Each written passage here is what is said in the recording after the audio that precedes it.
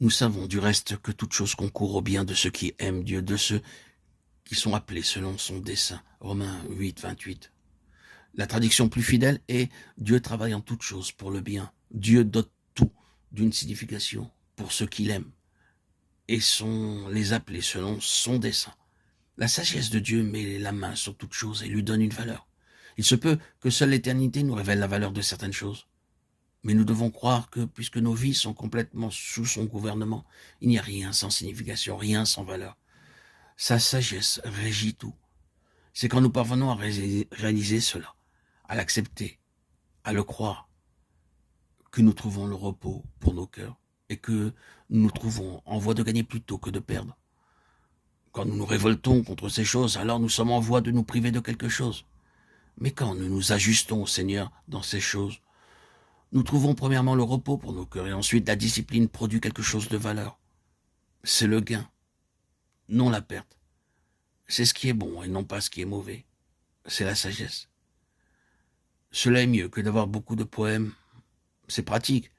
Quelqu'un qui est plus grand que Salomon est ici. C'est la gloire du Seigneur Jésus. Comment sa sagesse œuvre-t-elle pour sa gloire? Vous et moi passons par une expérience douloureuse, une expérience mystérieuse. Nous ne pouvons voir aucun bénéfice en cela. Nous pouvons seulement y voir un effet nuisible. Nous sommes conduits à regarder au Seigneur, à croire que bien que nous ne puissions pas voir, ni comprendre, ni sait, et nous lui faisons confiance. Nous sortons alors de l'épreuve et nos yeux s'éclairent au sujet du but, de celle-ci, et nous adorons. Nous adorons.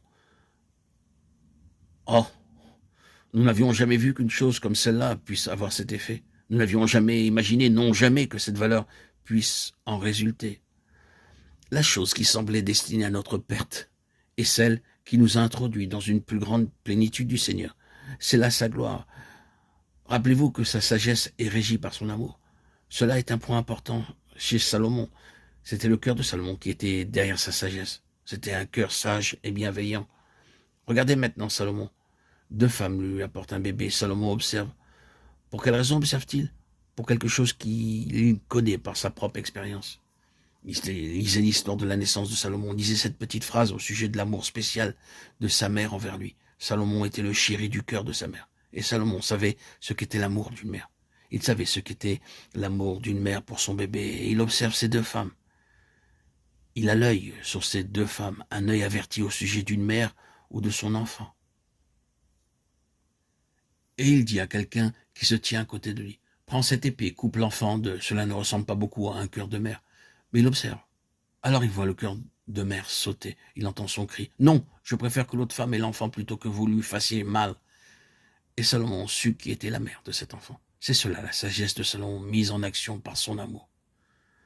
Ceci caractérise le Seigneur Jésus de façon suprême. Oh, il semble parfois que la méthode qu'il choisit pour travailler est dure, mais elle est mise en action par son amour.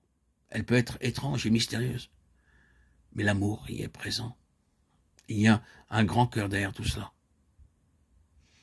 Quand, sous la direction de Salomon, l'arche a été introduite dans le sanctuaire et placée là, à l'endroit désigné représentant le Seigneur entrant dans son repos et sa satisfaction, il nous est dit que cette réalisation symbolique de l'objectif du Seigneur en vue du repos fut accompagnée d'un témoignage venant du ciel et que Salomon a tourné son visage vers le peuple et les a bénis. Dieu est entré dans son repos en son Fils, dans l'entière satisfaction.